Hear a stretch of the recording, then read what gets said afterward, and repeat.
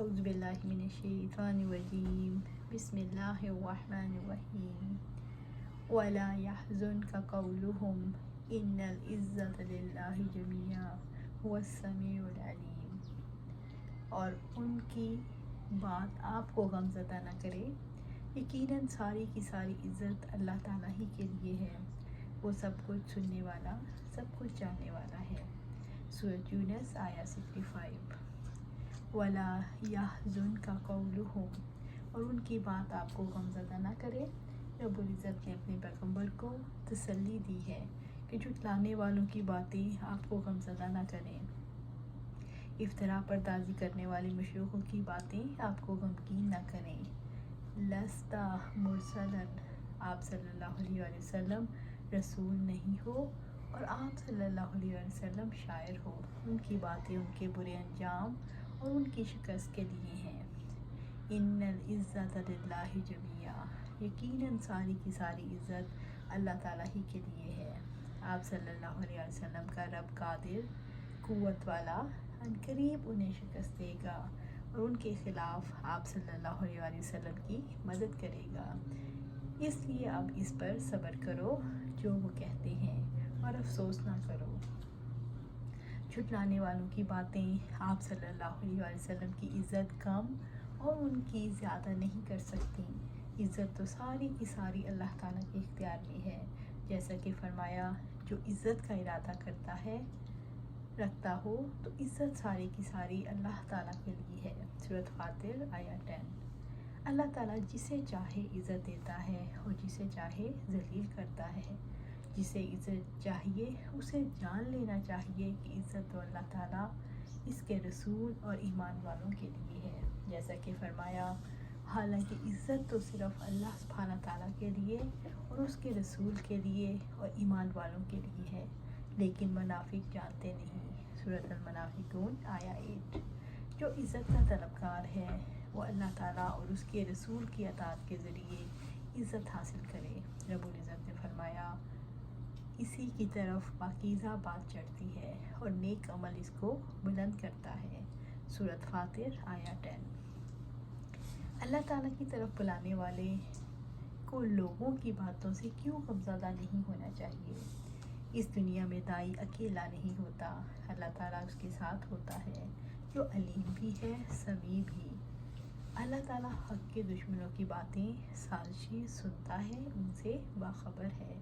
اللہ تعالیٰ اپنے دوستوں کو بچانے کی تدابیر کرتا ہے۔ هو السمیع العلیم، هو السمیع، وہ سب کچھ سننے والا ہے، وہ اپنے بندوں کے تمام اقوال اور ان کی آوازوں کو سنتا ہے۔ العلیم، سب کچھ جاننے والا، وہ اپنے بندوں کے اعمال اور احوال کو جانتا ہے، اس سے کچھ بھی چھپا ہوا نہیں، یعنی اس کی سماعت نے تمام آوازوں کا احاطہ کر رکھا ہے، اسے کوئی چیز چھپی ہوئی نہیں، اور اس کا علم تمام ظاہری اور باطنی چیزوں پر محیط ہے۔ آسمان اور زمین میں کوئی چھوٹی یا بڑی ذرہ بھر بھی چیز اسے اوجھل نہیں، وہ آپ کی بات سنتا ہے اور آپ کے بارے میں آپ کے دشمنوں کی باتیں بھی سنتا ہے اور پوری تفصیل کا علم رکھتا ہے۔ بس آپ اللہ تعالیٰ کے علم اور کفایت کو کافی سمجھیے، اس لیے کہ جو اللہ تعالیٰ سے ڈرتا ہے اللہ تعالیٰ اس کے لیے کافی ہے۔ الا ان للہ من فی السماوات ومن فی الارض وما يتبع الذین يدعون من دون اللہ شرکاء ان یتبعون الا الظن وان هم الا یخرصون۔ سن لو، جو کچھ آسمانوں میں ہے اور جو کچھ زمین میں ہے یقیناً اللہ تعالیٰ کے لیے ہے، اور جو لوگ اللہ تعالیٰ کے سوا دوسروں کو پکارتے ہیں وہ کسی قسم کے شریکوں کی پیروی نہیں کر رہے، وہ گمان کے سوا کسی کی پیروی نہیں کرتے اور وہ محض کیا سرائیاں کرتے ہیں۔ سورۃ یونس آیا 66۔ رب العزت نے فرمایا کہ آسمانوں اور زمین کی بادشاہت اللہ تعالیٰ ہی کی ہے، وہی ساری کائنات کا خالق ہے، ہر چیز اس کی ملکیت میں ہے، وہ جیسے چاہتا ہے اس میں تصرف کرتا ہے، ساری مخلوق اللہ تعالیٰ کی غلام ہے، اس کی تقدیر اور تدبیر کے تحت ہے، کوئی مخلوق اس کی شریک نہیں ہو سکتی. اللہ تعالیٰ کے سوا عبادت کا کسی کا حق نہیں. اس دنیا میں انسان کے لیے کون سا سوال پریشان کن رہا ہے؟ اس دنیا میں انسان کے لیے یہ سوال پریشان کن رہا ہے، زمین و آسمان کے پیچھے کون ہے جو اس کو سنبھالے ہوئے ہے، جو خالق ہے، مالک ہے، رازق ہے، مدبر ہے، وارث ہے. زمین و آسمان کی اصل سچائی تک کیسے پہنچا جا سکتا ہے؟ زمین و آسمان کی اصل سچائی تک محض قیاس اور گمان کی بنیاد پر نہیں پہنچا جا سکتا، جبکہ عام طور پر انسان گمان کے پیچھے بھاگتا ہے. زمین و آسمان کی اصل سچائی تک حقیقی علم یعنی وحی کے ذریعے پہنچا جا سکتا ہے، جو اللہ تعالیٰ نے اپنے پیغمبروں کے ذریعے ہمارے لیے محفوظ کر دی ہے. اس دنیا میں پیغمبر کا دیا ہوا علم ایسا ہے جس پر واقعی بھروسہ کیا جا سکتا ہے. وحی کے ذریعے سے جو علم پیغمبروں تک پہنچا، اس سے اس کائنات کی سب سے بڑی سچائی کے بارے میں کیا پتہ چلتا ہے؟ اللہ تعالیٰ زمین اور آسمان کا خالق ہے، اللہ تعالیٰ ہی مالک ہے، اللہ تعالیٰ ہی رازق ہے، اللہ تعالیٰ ہی اس کے انتظامات کرتا ہے. وَمَا يَتَّبِعُ الَّذِينَ يَدْعُونَ مِن دُونِ اللَّهِ شُرَكَاءَ، اور جو لوگ اللہ تعالیٰ کے سوا دوسروں کو پکارتے ہیں وہ کسی قسم کے شریکوں کی پیروی نہیں کر رہے. اللہ تعالیٰ کے سوا لوگ جن بتوں کو پکارتے ہیں، ان کی پرستش کرتے ہیں، وہ بالکل بے بس ہیں، اپنے ذاتی نفع نقصان پر بھی اختیار نہیں رکھتے. شرکاء سے مراد جنہیں وہ اللہ تعالیٰ کی عبادت میں شریک سمجھتے ہیں، وہ انہیں نفع پہنچاتے ہیں اور نقصان دے سکتے ہیں. اَن يَتَّبِعُونَ إِلَّا الظَّنَّ، وہ گمان کے سوا کسی کی پیروی نہیں کرتے، یعنی وہ گمان جو حق کے مقابلے میں کام نہیں آتا، یہ سب اس کی پیروی کرنے والے ہیں. ظن کمزور شک کو کہتے ہیں. وَإِنْ هُمْ إِلَّا يَخْرُصُونَ، اور محض قیاس آرائیاں کرتے ہیں، یعنی وہ بتوں کی عبادت میں افتراء پردازی کرتے ہیں. اگر سچے ہیں تو ایسے اوصاف سامنے لائیں جس کی وجہ سے ان کے عبادت کے حق کو ثابت کیا جا سکتا ہے. وہ ایسے اوصاف سامنے نہیں لا سکتے کیونکہ بت نہ تخلیق کر سکتے ہیں، نہ رزق دے سکتے ہیں، نہ مخلوقات میں سے کسی چیز کے مالک ہو سکتے ہیں. هُوَ الَّذِي جَعَلَ لَكُمُ اللَّيْلَ لِتَسْكُنُوا فِيهِ وَالنَّهَارَ مُبْصِرًا إِنَّ فِي ذَلِكَ لَآيَاتٍ لِقَوْمٍ يَسْمَعُونَ، وہی ہے جس نے تمہارے لیے رات بنائی تاکہ تم اس میں سکون حاصل کرو، اور دن کو روشن بنایا، اس میں یقیناً ان لوگوں کے لیے واقعتاً نشانیاں ہیں جو سنتے ہیں. سورۃ یونس آیا 67. هُوَ الَّذِي جَعَلَ لَكُمُ اللَّيْلَ لِتَسْكُنُوا فِيهِ، وہی ہے جس نے تمہارے لیے رات بنائی تاکہ تم اس میں سکون حاصل کرو، یعنی رات کی تاریکی کی وجہ سے تم نیند اور سکون حاصل کرو. رات سکون کی علامت ہے. رات آتی ہے، اندھیرا چھا جاتا ہے، سرگرمیاں سست پڑ جاتی ہیں، ہر چیز سکون چاہتی ہے، اور سکون کی چابی اللہ تعالیٰ کے ہاتھ میں ہے. اللہ تعالیٰ کی چاہت ہے انسان پر سکون رہیں، اس لیے اس نے رات بنائی. اگر سورج کی روشنی ہمیشہ رہتی تو کبھی سکون نہ ملتا. وَالنَّهَارَ مُبْصِرًا، اور دن کو روشن بنایا. اللہ تعالیٰ نے دن کو روشن بنایا تاکہ دن کی روشنی میں مخلوق دیکھ سکے، لوگ اپنی معاش اور اپنے دینی اور دنیاوی مصالح کے لیے چل پھر سکیں. دن سرگرمی کی حرکت کی علامت ہے. دن آتا ہے تو روشنی ہو جاتی ہے، روشنی سے ہر چیز میں حرکت آ جاتی ہے. انسان حرکت چاہتا ہے اور حرکت کی چابیاں اللہ تعالیٰ کے ہاتھ میں ہیں. اللہ تعالیٰ کی چاہت ہے کہ انسان حرکت کریں، مختلف سرگرمیوں میں مصروف ہیں، اس لیے اس نے دن بنایا ہے تاکہ انسانی زندگی کی سرگرمیاں جاری رہیں. رب العزت نے فرمایا، اور ہم نے رات اور دن کو 2 نشانیاں بنایا، پھر ہم نے رات کی نشانی کو بے نور کر دیا اور دن کی نشانی کو روشن بنایا تاکہ تم اپنے رب کا فضل تلاش کر سکو، اور تاکہ تم برسوں کی تعداد اور حساب معلوم کر سکو. اور ہر چیز کو ہم نے خوب کھول کر بیان کیا ہے. خوب کھول کر بیان کرنا. بنی اسرائیل آیا 12. اور اسی طرح اللہ سبحانہ تعالیٰ سورۃ النبا میں فرماتے ہیں اور ہم نے تمہاری نیند کو باعث آرام بنایا اور ہم نے رات کو پردہ پوش بنایا اور ہم نے دن کو روزی کمانے کا وقت بنایا۔ سورۃ النبا آیا 9 سے 11۔ ان فی ذالک لآیات، اس میں یقیناً واقعتاً نشانیاں ہیں، یعنی اللہ تعالیٰ نے رات کو سکون اور دن کو روشن بنایا، اس میں نشانیاں ہیں۔ لقوم یسمعون، ان لوگوں کے لیے جو سنتے ہوں، جو سمجھنے، قبول کرنے اور رشد و ہدایت طلب کرنے کے لیے سنتے ہیں، اناد اور نکتہ چینی کے لیے نہیں سنتے۔ اس میں ان لوگوں کے لیے نشانیاں ہیں جو سنتے ہیں اور ان نشانیوں سے استدلال کرتے ہیں کہ اللہ تعالیٰ ہی اکیلا معبود اور برحق ہے اور اس کے سوا ہر ایک ہستی کی الوہیت باطل ہے، اور یہ کہ وہی رؤوف رحیم اور علم و حکمت والا ہے۔ قالوا اتخذ اللہ ولدا سبحانہ هو الغنی لہ ما فی السماوات وما فی الارض ان لکم من سلطان بہذا اتقولون علی اللہ ما لا تعلمون۔ وہ کہتے ہیں کہ اللہ تعالیٰ نے اولاد بنا رکھی ہے، وہ پاک ہے، وہ بے پرواہ ہے، اس کا ہے جو کچھ آسمانوں میں ہے اور جو کچھ زمین میں ہے، تمہارے پاس اس کی کوئی دلیل نہیں، کیا تم اللہ تعالیٰ پر وہ کہتے ہو جو تم جانتے ہی نہیں ہو۔ سورۃ یونس آیا 68۔ وہ کہتے ہیں کہ اللہ تعالیٰ نے اولاد بنا رکھی ہے۔ مشرکوں نے کہا کہ ملائکہ اللہ تعالیٰ کی بیٹیاں ہیں، اور یہود و نصارہ نے بھی اللہ تعالیٰ کی اولاد بنائی۔ سبحانہ هو الغنی، وہ پاک ہے، وہ بے پرواہ ہے۔ سبحانہ، وہ پاک ہے، یعنی جو لوگ اللہ تعالیٰ کی اولاد بناتے ہیں یا نقص منسوب کرتے ہیں، اللہ تعالیٰ اس سے پاک ہے۔ رب العزت نے فرمایا، قریب ہے کہ اس سے آسمان پھٹ جائیں اور زمین شق ہو جائے اور پہاڑ ٹکڑے ٹکڑے ہو کر گر پڑیں کہ انہوں نے رحمان کے لیے کسی اولاد کا دعویٰ کیا ہے، حالانکہ رحمان کے لائق نہیں کہ وہ کسی کو اولاد بنائے۔ سورۃ مریم آیا 90 سے 92۔ اللہ تعالیٰ ارشاد فرماتا ہے، ابن آدم نے مجھے جھٹلایا حالانکہ اس کے لیے مناسب نہ تھا، اس نے مجھے گالی دی حالانکہ اس کے لیے مناسب نہ تھا۔ اس کا مجھے جھٹلانا تو یہ ہے کہ وہ کہتا ہے میں اسے دوبارہ زندہ کرنے پر قادر نہیں ہوں، اور اس کا مجھے گالی دینا یہ ہے کہ میرے لیے اولاد بتاتا ہے۔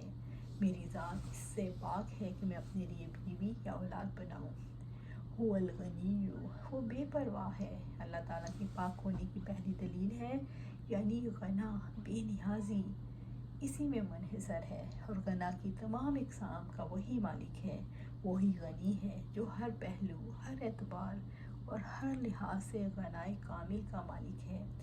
جب وہ ہر لحاظ سے غنی ہے تب وہ کسی کے لیے بیٹا بنائے گا؟ وہ کس لیے بیٹا بنائے گا؟ کیا اس وجہ سے کہ وہ بیٹے کا محتاج ہے؟ یہ تو اس کے غنا اور بے نیازی کے منافی ہے۔ کوئی شخص صرف اپنی غنا میں نقص کی بنا پر بیٹا بناتا ہے۔ غنی وہ ہے جو کسی کا محتاج نہیں ہوتا۔ یہ عقیدہ ہے کہ اللہ تعالیٰ کی اولاد ہے کن معاشروں میں پھیلا؟ یہ عقیدہ ان معاشروں میں پھیلا جن میں سوچنے سمجھنے کی کوئی صلاحیت نہ تھی۔ یہ عقیدہ ان لوگوں میں پھیلا ہے جو باقی رہنے والے اللہ تعالیٰ اور مخلوق کی فطرت کو نہیں سمجھتے۔ یہ عقیدہ ان لوگوں میں پھیلا جو اللہ تعالیٰ کی سنت کو نہیں سمجھتے۔ یہ عقیدہ ان لوگوں میں پھیلا ہے جو اللہ تعالیٰ کی ذات کے ساتھ نقص وابستہ کرنے کی حقیقت کو نہیں سمجھتے۔ اللہ تعالیٰ اولاد کیوں نہیں ہو سکتی؟ اللہ تعالیٰ کے لیے اولاد کیوں نہیں ہو سکتی؟ اللہ تعالیٰ کی ذات ہمیشہ رہنے والی ہے، اس میں کوئی نقص نہیں، جبکہ اولاد کا سلسلہ مختصر زندگی کی کمیوں کو پورا کرنے کا ذریعہ ہے۔ اللہ تعالیٰ زندہ و جاوید ہے، اس کو کوئی کمزوری لاحق نہیں ہوتی، اسے جانشین کی ضرورت نہیں، جبکہ اولاد کی ان کو ضرورت ہوتی ہے جنہیں اپنے مرنے کے بعد جانشینوں کی ضرورت ہو۔ اللہ تعالیٰ کو کسی سہارے کی ضرورت نہیں، جبکہ اولاد ان کی ضرورت ہوتی ہے جو جد و جہد کرتے ہیں، مقابلہ کرتے ہیں، اور اولاد ان کے لیے سہارا بنتی ہے۔ اللہ تعالیٰ غنی ہے، وہ ضرورت مند نہیں، ضرورت مندوں کی ضروریات کو پورا کرتا ہے، جبکہ مال کی ضرورت اولاد کا تقاضا کرتی ہے۔ ان وجوہات کی بنا پر اللہ تعالیٰ کے لیے اولاد کا عقیدہ رکھنے کا کوئی جواز نہیں۔ انسان اللہ تعالیٰ کی اولاد کیوں بناتا ہے؟ انسان اپنے آپ کو औलाद का मोहताज समझता है। इसे यूँ महसूस होता है हर एक औलाद का मोहताज है, इसलिए इंसान अल्लाह ताला की औलाद बनाता है। लहू मा फिस समावाति व मा फिल अर्ज़, इसका है जो कुछ आसमानों में है और जो कुछ ज़मीन में है। ये दूसरी दलील है, यानी ज़मीन और आसमान की सारी मखलूक़ात उसकी मलकियत हैं। सारी मखलूक उसके बंदे और ग़ुलाम है। बेटा बाप की जिन्स से होता है, इसलिए इसकी मखलूक और इसके ममलूक इसकी औलाद नहीं हो सकती। आसमानों और ज़मीन की मलकियत अल्लाह ताला की है, इसलिए इसकी औलाद नहीं हो सकती। इन इंदकुम मिन सुल्तानिन बिहाज़ा, तुम्हारे पास इसकी कोई दलील नहीं। तीसरी दलील है अल्लाह सुब्हानहू तआला का इरशाद है, यानी तुम्हारे पास तुम्हारे इस दावे पर कोई दलील नहीं कि अल्लाह ताला का कोई बेटा है। अगर उनके पास कोई दलील होती तो वो इसे ज़रूर पेश करते। जब उन्हें दलील पेश करने के लिए कहा गया और वो दलील कायम करने से आजिज़ आ गए तो उनके दावे का बातिल होना साबित हो गया। तो ये भी मालूम हो गया कि इनका कौल बिला इल्म है। रब्बुल इज़्ज़त ने फरमाया, ये बुत कुछ नहीं सिवाय चंद नामों के जो तुमने और तुम्हारे बाप दादा ने रख लिए हैं। इनकी अल्लाह ताला की ने कोई दलील नाजिल नहीं की, नहीं वो पीछे चलते मगर वहम और गुमान के और जो उनके दिल चाहते हैं। हालांकि बिलाशुबा यकीनन उनके रब की जनाब से उनके पास हदायत आ चुकी। अताक़ुलूना अलल्लाहि मा ला तालमून, क्या तुम अल्लाह ताला पर वो कहते हो जो तुम जानते ही नहीं। यानी अल्लाह ताला की तरफ औलाद मंसूब करके जो कुछ तुम कहते हो तुम इसका इल्म नहीं रखते, और इल्म के बगैर अल्लाह ताला की तरफ कोई बात मंसूब करना सबसे बड़ा जुर्म है। कुल इन्नल्लज़ीना यफ्तरूना अलल्लाहि अल-कज़िबा ला युफ़्लिहून, आप कह दें यकीनन जो अल्लाह ताला पर झूठ बांधते हैं वो फलाह नहीं पाएंगे। सूरह यूनुस आया 69। कुल, अल्लाह ताला ने अपने रसूल को हुक्म दिया है कि काफिरों की रसवाई और खसारे के लिए कह दे, इन्नल्लज़ीना यफ्तरूना अलल्लाहि अल-कज़िबा ला युफ़्लिहून, यकीनन जो अल्लाह ताला पर झूठ बांधते हैं वो फलाह नहीं पाएंगे, यानी वो अपना मकसद हासिल नहीं कर सकेंगे। अल्लाह ताला उनके कुफ्र की सज़ा में उन्हें सख्त अज़ाब देगा। रब्बुल इज़्ज़त ने फरमाया, अल्लाह ताला ने इन पर जुल्म नहीं किया बल्कि वो अपनी जानों पर ख़ुद जुल्म करते हैं। सूरह आल इमरान आया 117। अल्लाह रब्बुल इज़्ज़त ने बहतान बांधने वालों को डराया है कि उन्हें ना दुनिया में कामयाबी नसीब होगी ना आखिरत में। अल्लाह ताला पर झूठ गढ़ने वाले ना दुनिया में कामयाब हो सकते हैं ना आखिरत में। अल्लाह ताला पर झूठ बांधने वाले अल्लाह ताला के आगे जवाबदेह हैं।